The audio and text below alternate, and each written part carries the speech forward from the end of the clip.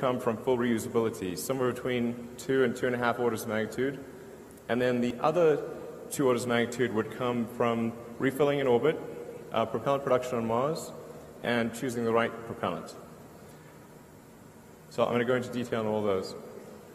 Full reusability is really the super hard one.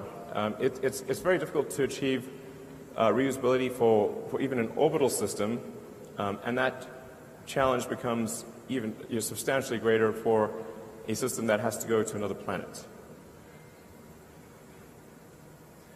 But as an example of the difference between reusability and expendability in aircraft, and this you could actually use any form of transport. You could say a car, bicycle, horse. If they were single use, almost no one would use them. It would be too expensive.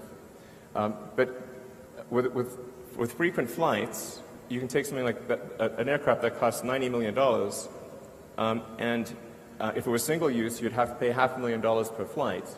But you can actually buy a ticket on Southwest right now from LA to Vegas for $43, including taxes. So that's a massive improvement. Right there, it's showing a 4 order of magnitude improvement.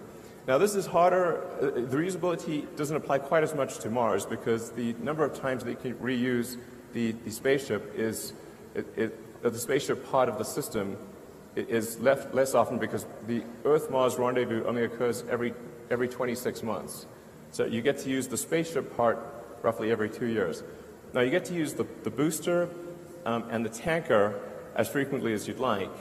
And so that's why it really makes a lot of sense to load the spaceship into orbit with essentially tanks dry and have it have really quite big tanks that you then use the booster and tanker to refill while it's in orbit and maximize the payload of